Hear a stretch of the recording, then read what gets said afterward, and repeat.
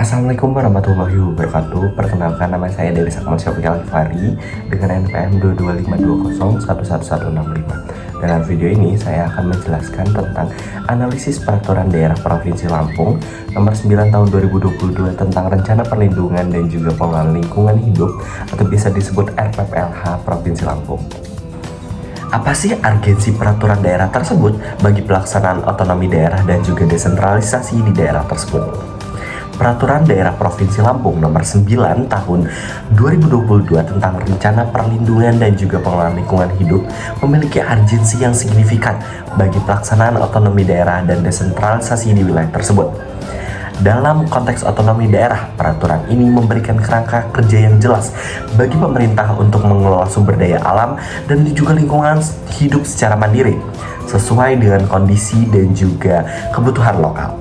Desentralisasi yang efektif memerlukan regulasi yang spesifik dan juga relevan dengan karakteristik daerah dan perda ini berfungsi sebagai panduan strategis dan juga operasional untuk mencapai tujuan lingkungan yang berkelanjutan.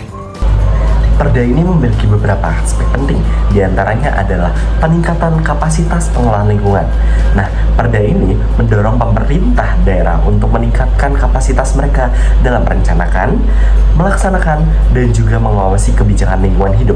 Nah, ini sejalan dengan semangat otonomi daerah yang memberikan kewenangan yang lebih besar kepada pemerintah daerah untuk mengelola urusan-urusan publik, termasuk lingkungan hidup. Selanjutnya adalah integrasi kebijakan lingkungan dalam pembangunan daerah.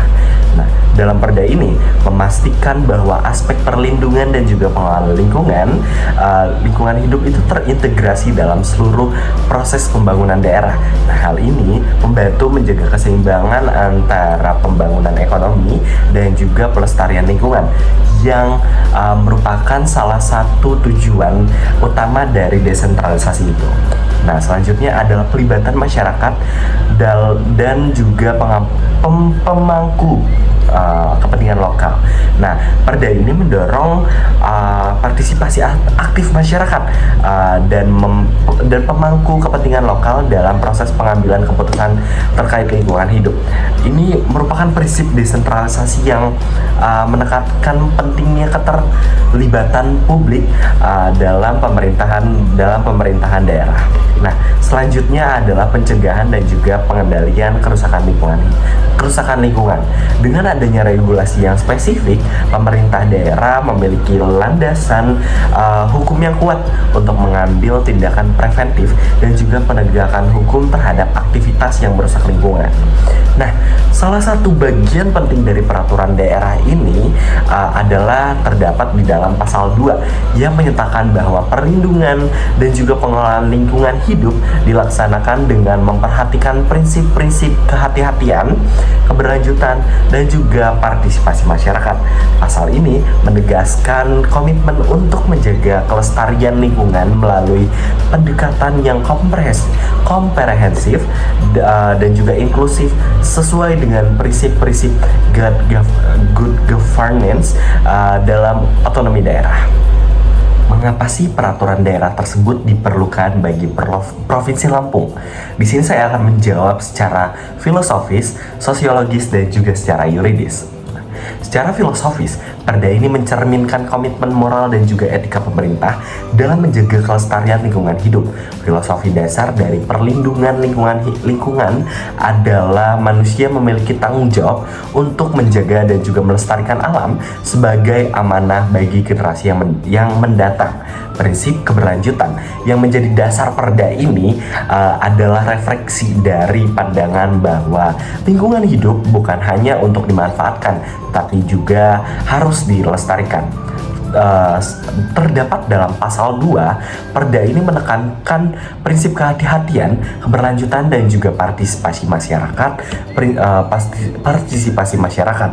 Prinsip-prinsip ini mencerminkan pandangan filosofis bahwa keputusan terkait lingkungan harus dibuat dengan mempertimbangkan dampak jangka panjang dan melibatkan seluruh lapisan masyarakat.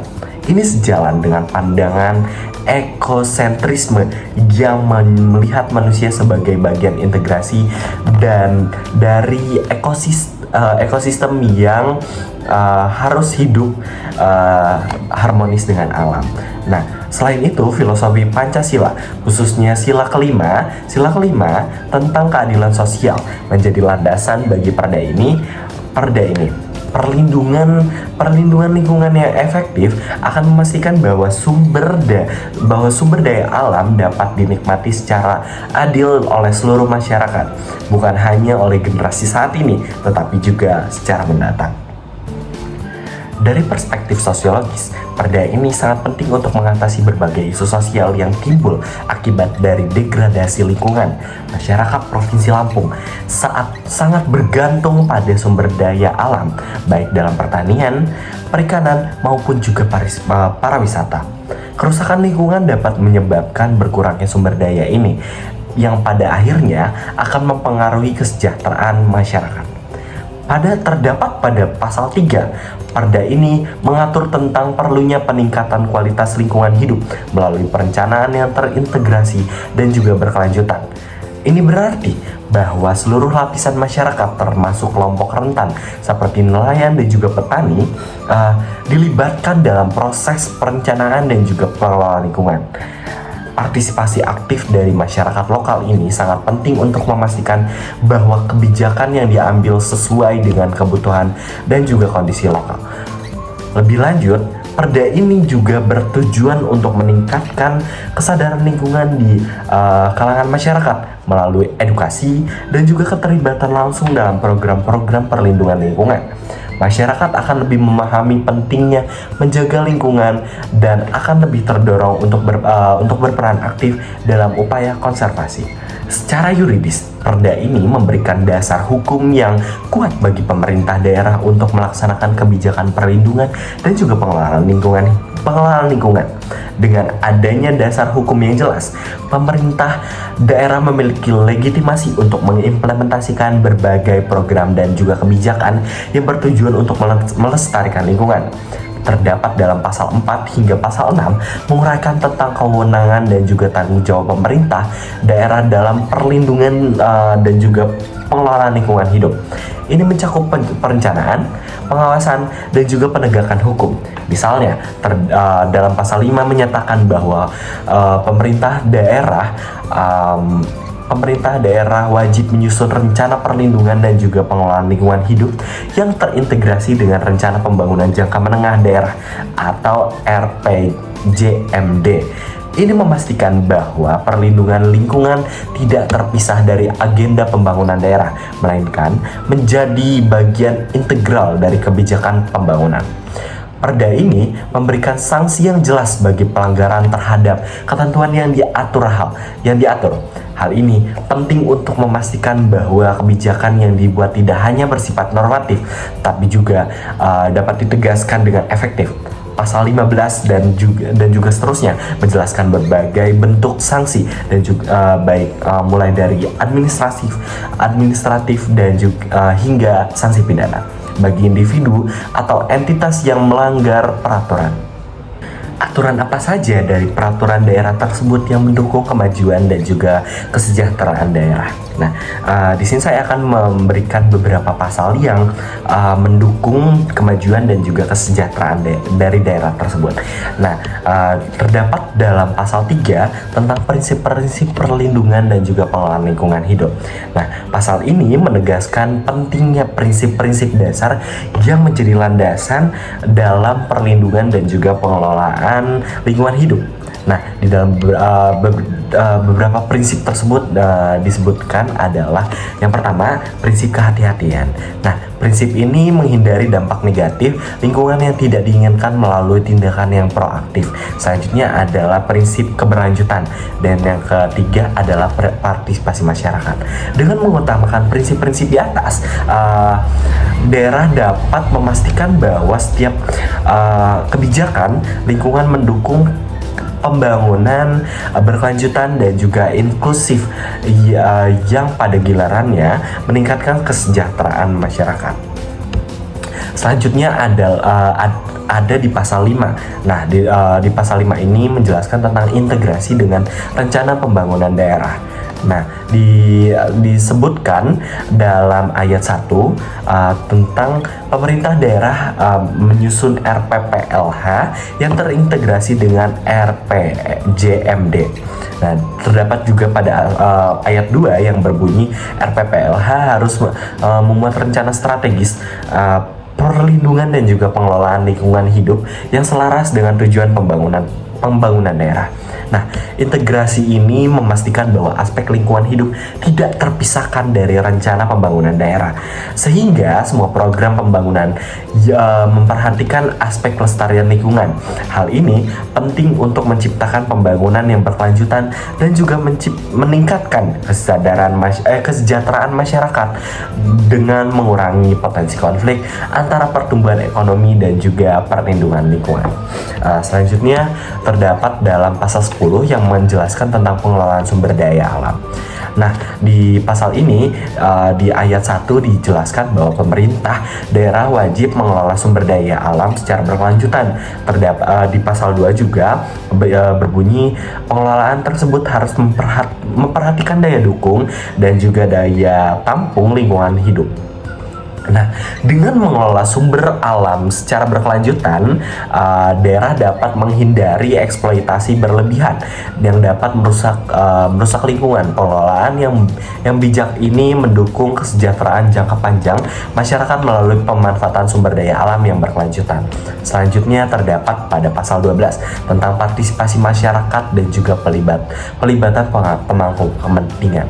Di ayat 1 dijelaskan bahwa masyarakat berhak untuk berpartisipasi dalam pengambilan keputusan terkait lingkungan hidup. Di ayat 2 juga dijelaskan bahwa pemerintah daerah wajib melibatkan masyarakat dan pemangku kepentingan dalam perencanaan, pelaksanaan dan juga pengawasan kebijakan lingkungan. Dengan melibatkan masyarakat secara aktif, kebijakan lingkungan hidup dapat lebih diterima dan juga didukung oleh masyarakat. Ini juga meningkatkan kesadaran dan juga tanggung jawab penuh, tanggung jawab kolektif secara lingkungan yang pada akhirnya meningkatkan kualitas hidup dan juga kesejahteraan masyarakat.